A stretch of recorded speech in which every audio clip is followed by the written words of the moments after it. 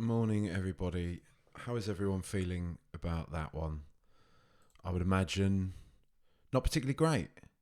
Um, didn't do this. Record this in the wake of the game. Was it a family thing? It's actually my parents' 40th wedding anniversary. So there you go. There's a peek behind the curtain for you. It's probably best I didn't do it yesterday anyway, because emotions are running high, aren't they? And I'll be lying if I didn't send the odd I don't think this is working, I think Ange can fuck off type WhatsApp messages in the wake of that one. So yeah, maybe for the best I didn't. Look, I think there's two very important things to consider in the wake of a game like this. Number one, watching Tottenham lose is never nice. Number two, watching Tottenham lose to Arsenal is very, very, very unpleasant, very not nice, especially at home. As I sort of said in the preview, it was potentially going to be the first time since the 80s, since the 1980s, that we lost back-to-back games at home against them. Even throughout all their invincible period, how bad we were in the 90s, the noughties, they still didn't manage to do to us what they've done in these past two seasons, which is pretty shocking. I think we can all agree. I think, look, we're not here to make any rash decisions, rash decisions, rash judgments on anything. There are mitigating circumstances to this, right? Because you can look at, say, the Van de Ven offside, right? Offside or not, whatever your take on it is, it was a marginal decision. Some days it goes our way, some days it doesn't. I'm of the opinion that Van de Ven's back was to goal. It was pretty much in line. I mean, I think it effectively was in line. And it's taking the deflection of Tomiyasu, who was trying to block the ball. It should have been a goal. But didn't go our way on this occasion. And this is what happens. The one that bothers me more, really, is the Trossard trip on Kulusevski. I've seen some people say that Kulusevski, he got punished for staying on his feet. I don't even think he was trying to stay on his feet. I just think it was his momentum. He got tripped over, and his momentum saw him just continue to bundle forwards, and he went down. It was a very, very clear penalty.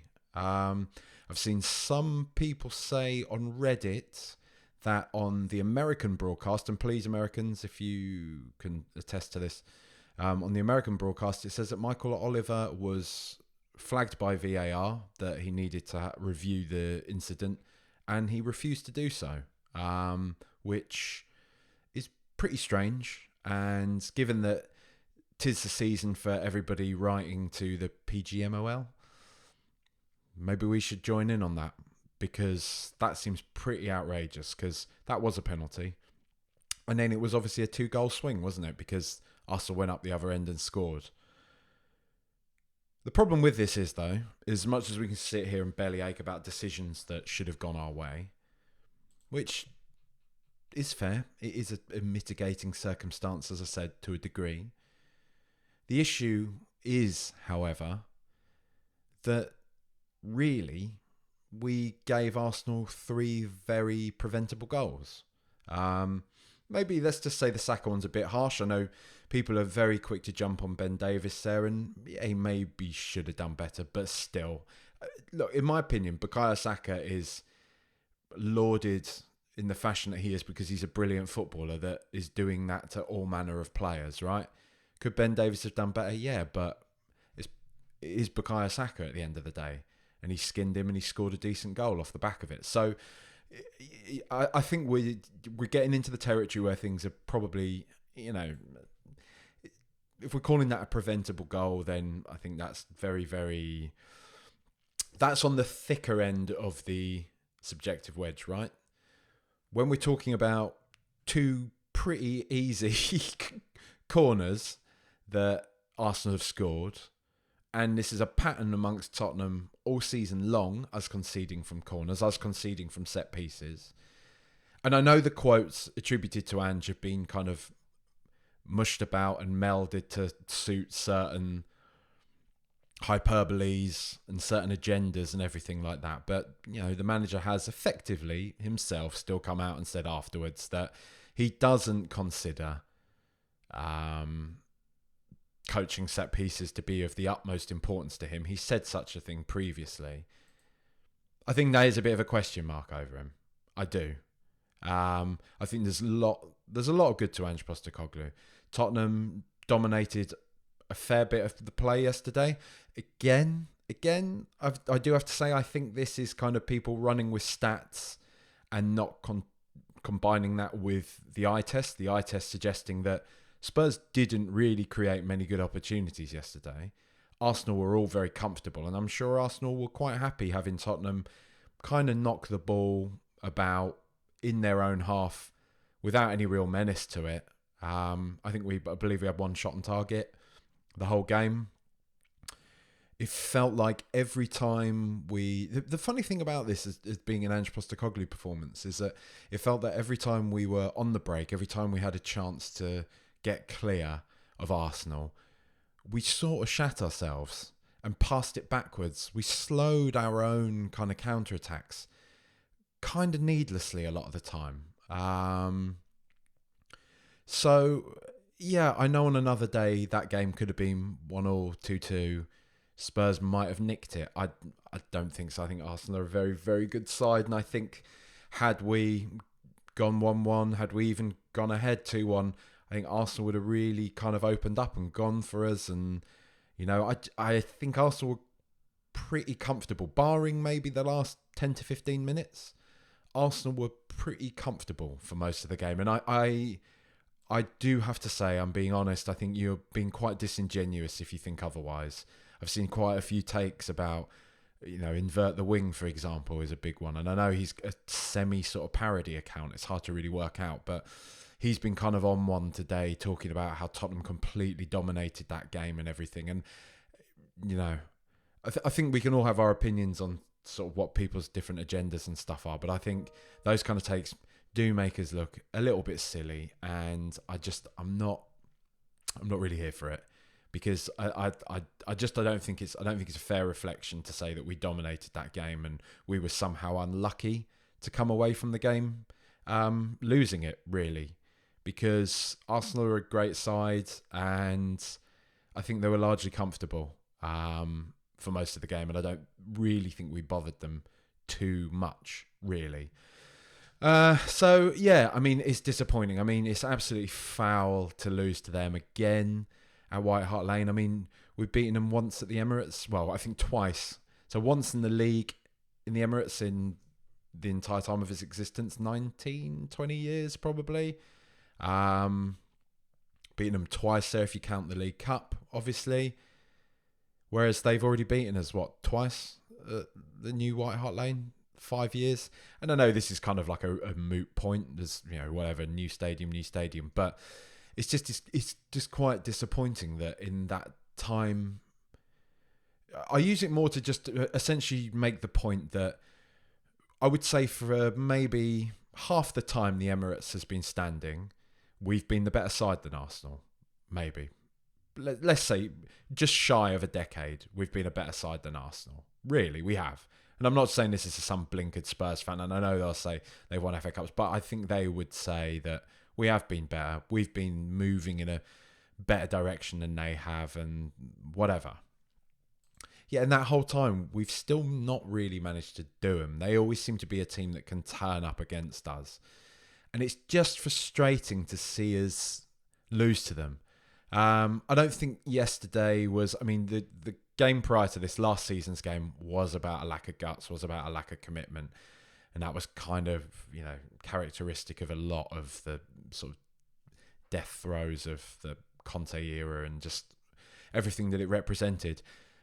I do think Spurs put in a decent enough shift yesterday. I don't think anybody really hid other than Pierre Højbjerg, who always does that. And that's something I'll come on to. I I think for the most part they were okay. Ange had a bit of a dig at the players, didn't he? He said they all need to be like Romero, which I think was maybe a bit unfair. I think there's some notable examples. Kulusevski was a player that was really going for it. I think Van de Ven had a good game, to be honest. Decent enough game. I think Bentancur was okay, but again, it raises questions about his suitability as a player that's had 2 major injuries in quick succession. And I guess we're kind of on a bit of a waiting game with him to see how he comes back. It's just very disappointing. It's very disappointing. And at large, in some respects, I think... I'm not saying that please don't take this, please don't twist this, what I'm saying. But I think in terms of like the free pass that Ange Postecoglou gets, that time is kind of running out. Because I do think that there's been a propensity amongst a certain, say, group of fans that when there are criticisms coming out about Ange Postecoglou, tend to default back to you're being wobble-headed, you don't have the guts or whatever for a rebuild. You don't have the intellectual capacity almost. It tends to be around this kind of intellectual posturing. You don't have the intellectual capacity to see what we're doing. And I don't think that's fully fair. I think there's probably something in that. I think that it's a bit of a tired example to say, look what happened with Klopp's first season, Pep's, Arteta's, all these types of things, right? I don't know if that's... We can say that in retrospect, right? I think that's the thing. I think, it's a smarter thing to say, as you're, I told you so. I don't think you can just preempt and just say, well, especially in the cases of Guardiola and Klopp, 2 of the greatest managers that the Premier League's ever seen, they had a dodgy first start. And look, it's not... I don't think it's the gotcha that people think it is, because it works on this idea. It still works on a sense of blind faith in a way that Ange Postecoglou is going to emulate anything close to what either of those 2 have done. I do think it's fair to say he is... it's his first season in charge of Spurs, and he has said all along that this is a process, as most managers do, right? But equally, I think it's safe enough of an observation to make that Spurs' performance levels have declined over the course of the season. And I would say probably worryingly so. I think the argument that, we're in a process and it's going to take time, it almost carries more weight if we started off pretty poorly and we grew to having middling results. I think the fact that we started off so unbelievably well, knocked the ball about fantastically, seemed to have so many ideas on pitch, the way we defended, the way we attacked, the way we transitioned the ball, all of it. It seemed so fresh. It seemed like somebody had injected Spurs with something that was, that's nothing scandalous, but injected us with some sort of serum that suddenly unlocked this potential that we knew we had under Antonio Conte, and he wasn't getting the best out of these players, right? And it feels like we've seriously regressed as the season's gone on. And, fatigue plays a part, although we haven't had European football. We've been knocked out of the cup competitions early on. So, again, defaulting back to fatigue with us, I don't really think is an acceptable rebuke, if I'm being brutally honest, because we are going to be playing European football next season. So we're just going to have to get used to it. That's just the nature of being a top club. And we've dealt with injuries, but again, that's kind of part of football. We are building a squad, so I take that more on board. He probably needs more players for the squad, not just the starting 11, that suit what we're doing. I think when we're talking about new players, I think it's abundantly clear that if we want to play this way, and if we want to win the league, as Ange Postecoglou says he wants to, he says that's his ambition to do so, great, and I love hearing that from him, and that's the side of him that I love, and I'm really behind. Is not kind of clipping our wings. The scope of his ambition is the very top, and that's what I've been crying out for years from our managers. So great, bring that on. But if we are going to continue playing this way, and if that is our ambition, we really, and you can laugh, but we need a Declan Rice, Rodri level midfielder. We do. I think that's become abundantly clear the past few months. We need pretty much an all-action workhorse powerhouse midfielder. And I know those are in short supply, and I'd probably struggle to name you one. But we need one of those, and we need to spend big money on one of those. Because I think we need somebody that is ready to step in there and boss it, as Arsenal have done with Rice. 100 mil for Declan Rice is suddenly looking like Ben Welch, the Arsenal fan in the preview. He nailed it really.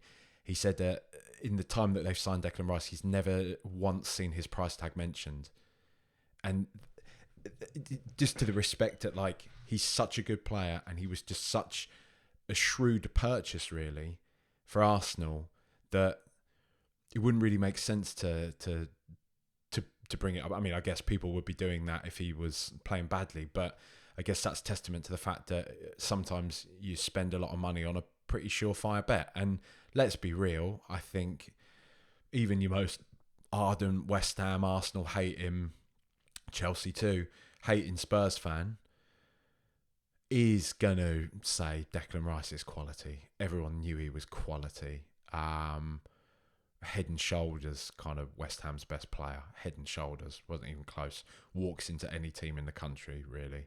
Probably in Europe. And Arsenal just did the thing that clubs need to do, like Liverpool did before. Van Dijk and Alisson Becker, as I often throw back to, and just drop the money that they needed to drop. And I think it's becoming clearer and clearer with football, with Premier League football at least, that that's what you need to do. Building the process, building the kind of squad, building the identity is important. And you do that with shrewd acquisitions. You bring in players who can play to, your manifesto, if you like. They can bring that to life, and they can prove to whoever the powers that be are that you're a manager with some nous that has essentially what Pochettino did at Tottenham, right? And then once they've almost earned the right to have the keys to the war chest, the oft-used phrase, the war chest, once they've earned the right to get the money to delve into that, then you need to do it. You need to do it because you need to have that cherry on top. I dare say that had we ended up plonking a couple of top tier talents into, after 16-17, come second in the league, right? Just by a whisker, 86 points. Arsenal are on par for their records points total this year, which will be, I think, 89 points. We finished on and people sort of talk about Manchester City now. People want to forget just how good that Tottenham team was, because it's more fun to say Tottenham a bottle job, Spursy, all this type of shit. And there's a disingenuous level of discussion around Tottenham Hotspur Football Club. We all know this, right? And people from the outside, some fans, some neutrals will agree on this. You get the odd sort of, should we say, like reasonable, rational fan, which is kind of a bit of a trademark unto itself, isn't it? But people like HLTCO, who I think is often quite complimentary, or not complimentary, but I think at least doesn't get sucked into the hyperbole around Spurs, for example. I think some people would say how good that Spurs team was, how good Pochettino's team was. And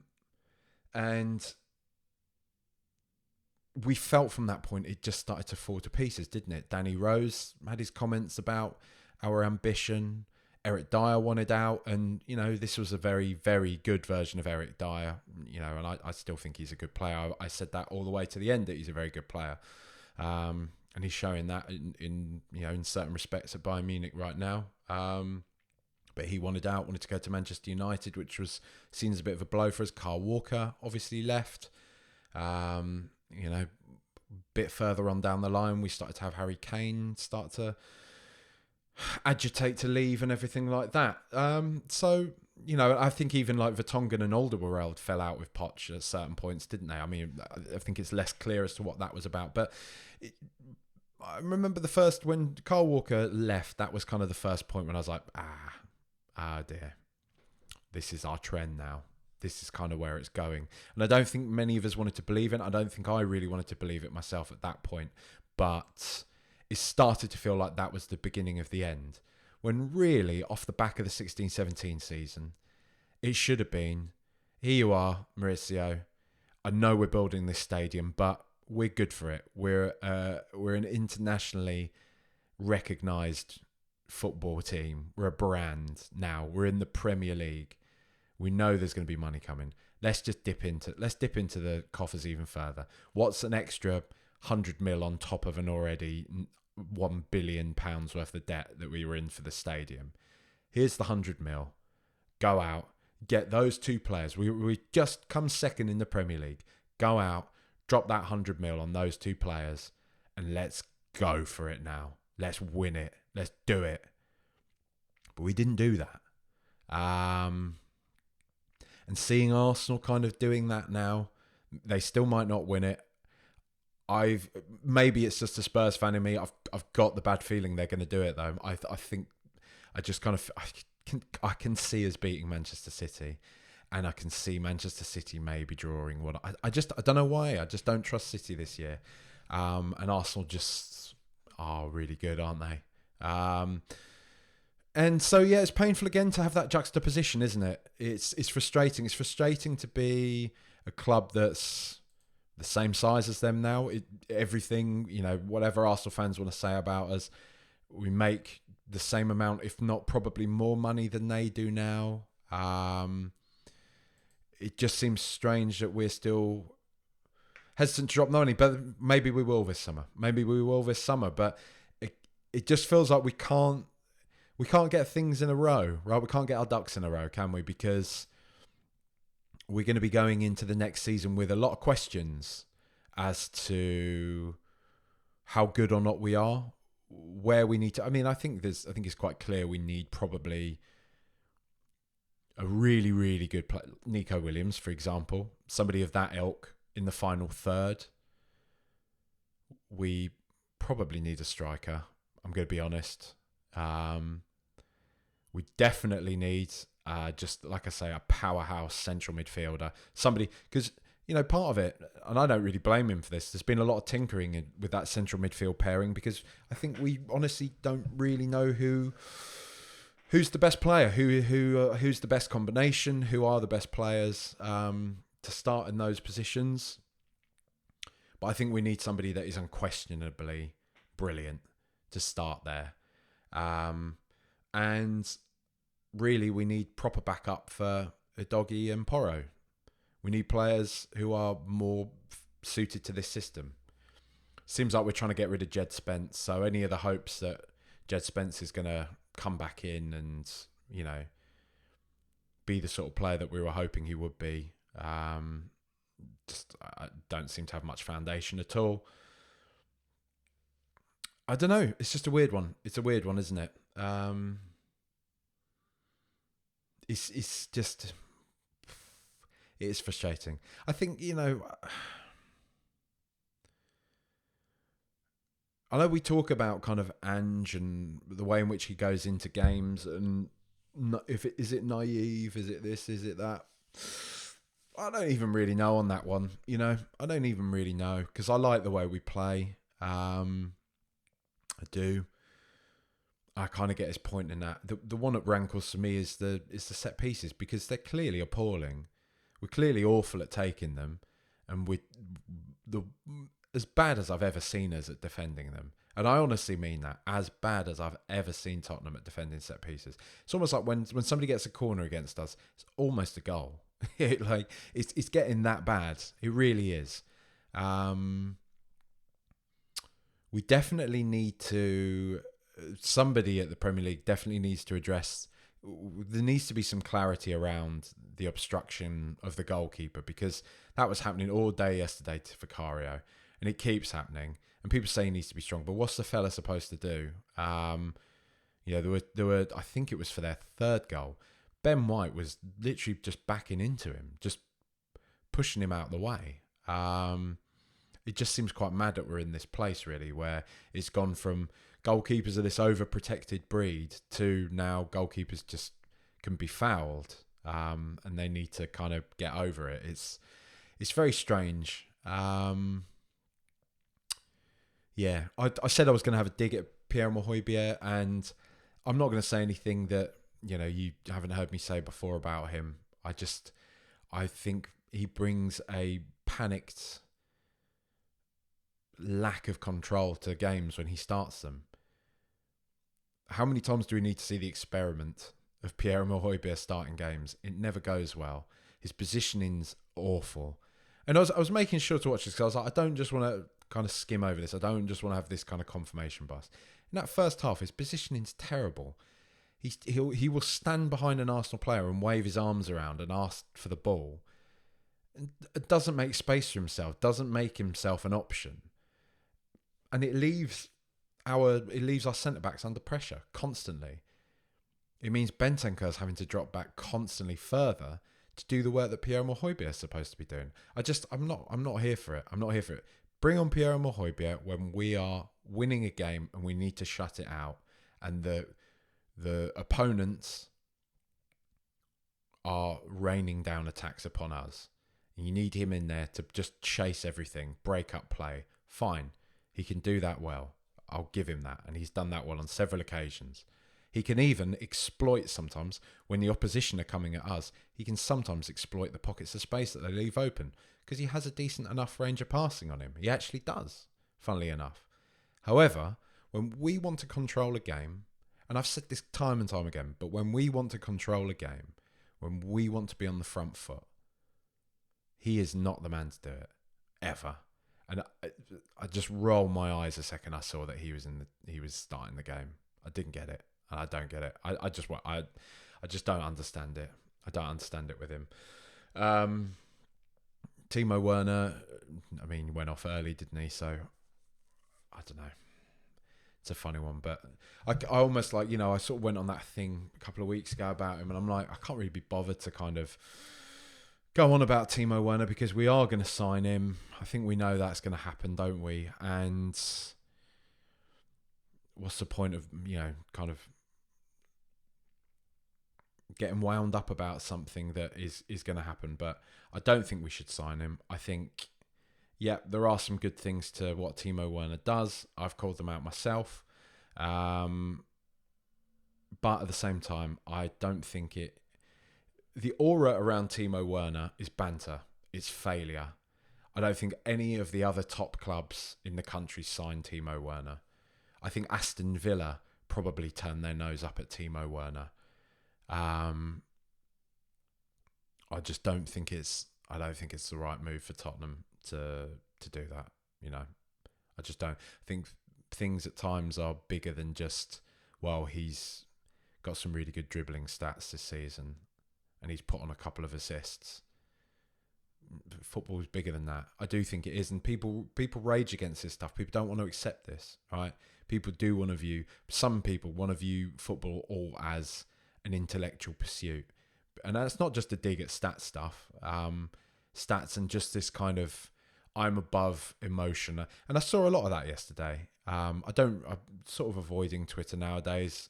I'm sure any of you have seen who follow me and stuff. I just can't really be asked with it anymore. And when I do sort of duck in just to sort of do a temperature check, if you like,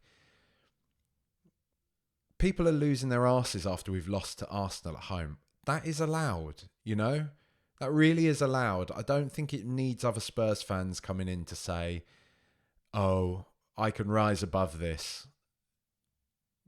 To what end? Like, football's an emotional game. It's a release. It's an escape, People do get kind of wound up about it. So just, I don't know, give over, innit?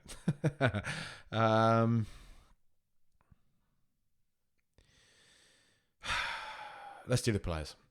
So, Guilherme Vicario, I think good performance. I know people will always disagree on can he do better or not with the pressure he gets put under from set pieces. I think he was decent. He had that one point blank save to stop it going 4-0 as well, when I think it was ball got lashed across the Saka and he managed to get a shot off, and Vicario got his foot out at the last minute. So good performance from him, as per usual. I thought he still conceded 3 goals, which is kind of frustrating, isn't it? But I think it'd be harsh to really say any of those were his fault. Ben Davies, just not suited to this system, is he? He just isn't. And I don't think I'm going to say anything about Ben Davies here that people don't already know. Good player, good club servant. Should only be in break glass use in case of emergency. But, is what it is. Mickey van der Ven, good performance. I think his goal was fine. But it got ruled out, and that's that.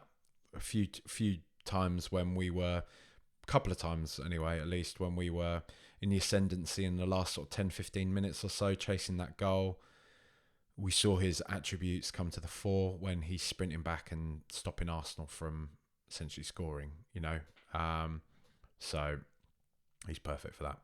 Christian Romero, clearly our man of the match. I don't think that's anything sort of revelatory. Brilliant captain's performance, no bookings, none of that stuff. I mean, good finish.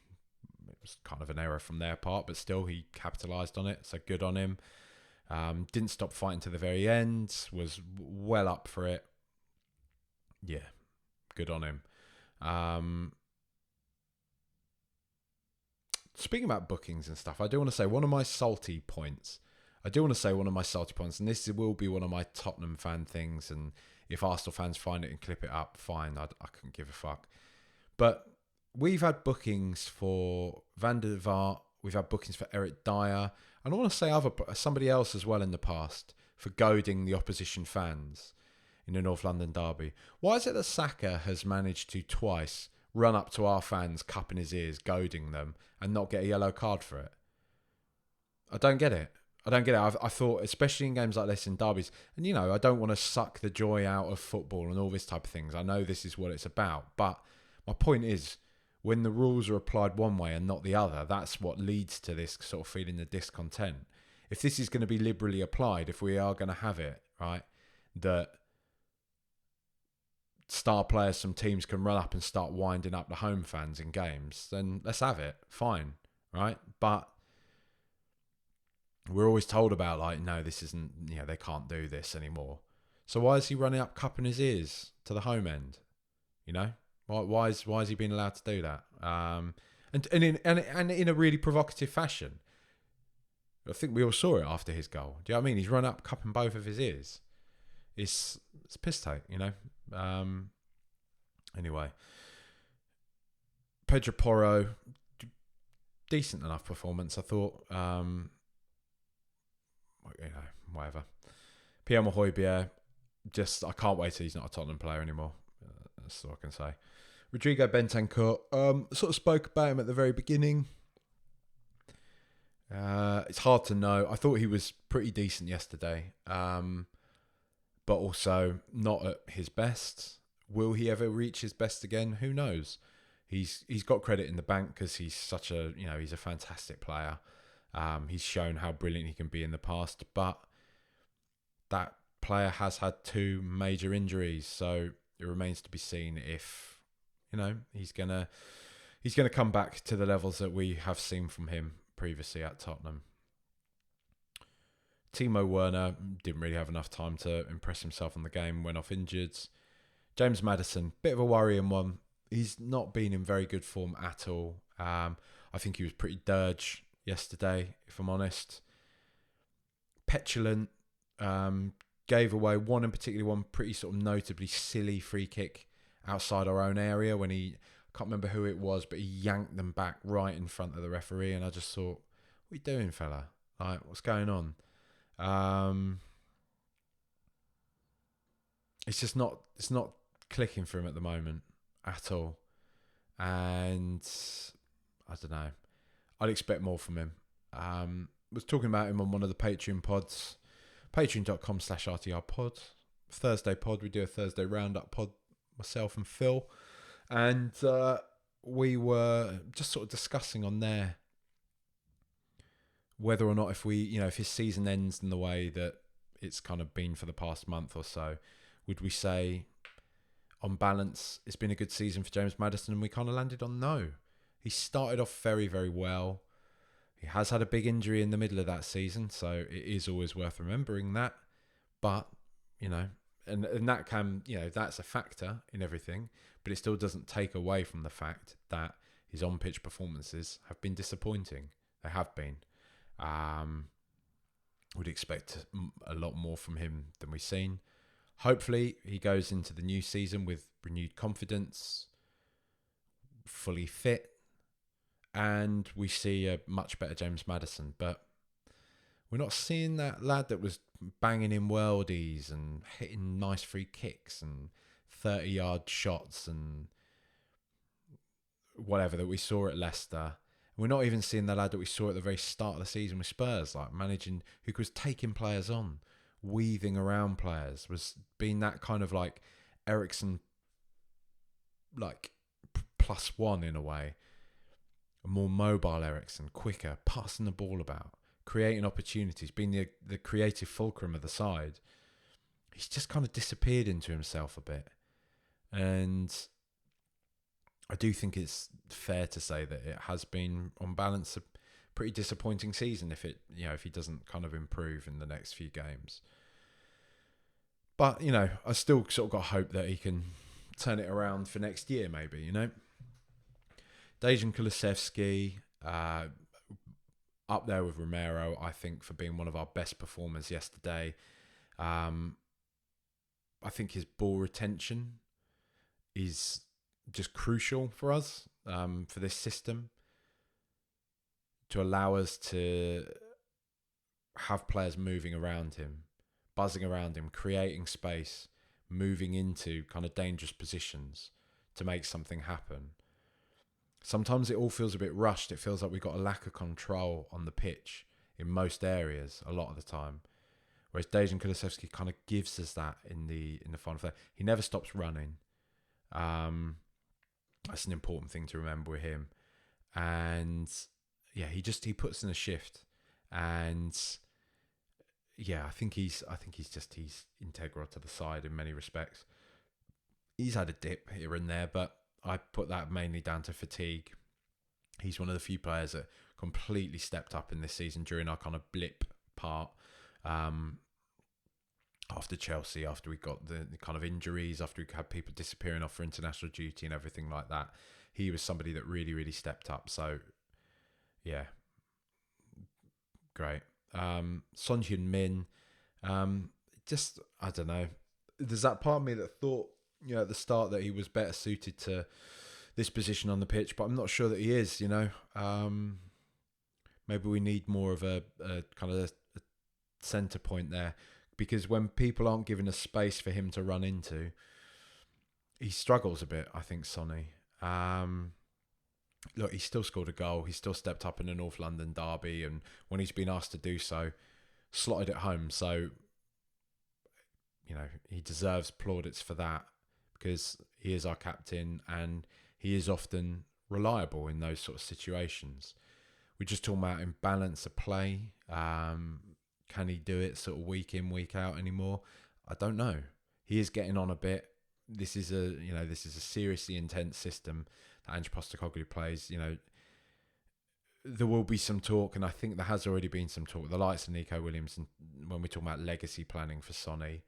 And I think we need to kind of get the wheels in motion on that. I'm not saying bin Son off, not at all. Give Son a new contract, keep him in the squad, keep him around the place, start him plenty of games, But I think, look at it this way: like Salah and Sonny, two very similar players, in many respects. And now Salah's, I think they're pretty much the same age. Salah's at the point in his career now, isn't he, where he's not starting every game. He is rotated, and we're still not doing that with Sonny. Because, we don't want to, or we don't have enough sort of decent options in order to do that. And I think that's an issue, isn't it? That's an issue for Spurs, and it's something we need to rectify. We need to get on top of this squad if we want to challenge for things, because I just think we're not there yet. I know there's a lot of would we, and I felt at the start of the season, I thought, without Europe, stranger things have happened. I've seen Leicester do it, so why can't Spurs do it? That's what it came from. But when it gets into the business end of a season, when games start to mount up and what have you, pressures on, expectation mounts, then, I think reality bites, doesn't it? It's a frustrating day yesterday, really frustrating. Frustrating result, and for a lot of those reasons that I outlined at the top around it, kind of our direction of travel versus theirs. And it's just hard to see kind of what Spurs will do. I know there is this talk about 250 mil. I'm not, great, but I believe it when I see it. And I think we all probably will, right? You can see us maybe bringing in a player or two, and then the same old sort of stuff will come through. Well, we need to move some players on before we can get players out the door. And then we got the same old, nobody wants to buy Ndombele, nobody wants to buy Lo Celso. I mean, there's even talk that we're giving Lo Celso a new contract. We're bringing in Timo Werner, who's going to be on massive wages. It just, I was hoping for, I think the main thing I would reflect on is I was hoping with Ange coming in and what it sort of seemed to signify at the start of the season, we'd have a clearer idea at least of what Spurs were going to be, how we were going to operate, what we were going to do. And I think that idea it is becoming clearer. And unfortunately, it just seems to be that, we are going to have a manager that wants to play more in the Tottenham way, as the chairman and everybody has said, that's what we want to get back to. However, the club itself fundamentally doesn't seem to really want to change how it operates. It seems to be that we still... I mean, let's wait and see. Let's wait and see what this summer brings. This is preemptive. I'm not going to... I know I've sort of half opened this, but let's wait and see. Let's wait and see what the summer brings. Let's see, maybe this is a process. Maybe this is a process both on the pitch and off it. Maybe we will start to see some changes in the way the club operates in the transfer market. Maybe we will. Because we need to. Because we're not going to win anything significant anyway until we do. And that's just the brutal fact of the matter, really. But maybe we will change. Maybe we will change, and that'll be good, obviously. But yeah, a chastening defeat. Chelsea up next, isn't it? Manchester City. I think let's release... I'm going to lead a petition to say release any footballer. Doesn't matter if it's Sonny, doesn't matter if it's Romero. Release any one of our players who scores against Manchester City. And look, come at me with your takes about we should concentrate on ourselves. It's a tin pot mentality. I don't care. I don't care about that. I don't care what you think. I don't want Arsenal to win the league. I don't want them to. I couldn't care less about us finishing in the top four. It's looking unlikely now. But this season I couldn't care less because, you know what? I don't think we're ready for Champions League football yet anyway. I don't think we're a Champions League side. I don't think we're ready for it. I think we're ready to make a fist of trying to win the Europa League, and I think we should. And I think we could, in a, ideal scenario, we could do. So let's go for that. Let's aim for that and, see what we can do. But, yeah, let's just wait and see. It's a waiting game now. It's frustrating. Don't get me wrong. It's annoying to lose. To go 3-0 down at home to Arsenal's disgusting. It's a despicable thing to have happen. Could have been more. For all the, we were unlucky, we could have done more. They could have done more as well. So, it was not good. Should be a fortress against that lot, and it's twice they've done that to us. And I just think at the moment, right, Spurs fans are allowed to have a bit of a moan about it. They are. I don't think people need to be policed on moaning about losing to Arsenal. All right, let's not lose sight of that. I think at the same time, for all the kind of like, I am so intellectual, I am above this. Number one, you have to remember that football is an emotional sport, right? And for a lot of people, it's a release. Okay, for most of us, it's a release.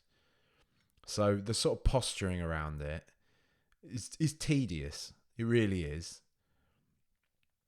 And just secondly, it's Arsenal. So fuck off. If people want to moan about losing to Arsenal, they can do so. Because it's what we do, It's what we do. We lose to Arsenal, we moan about it, and then we go again. Right?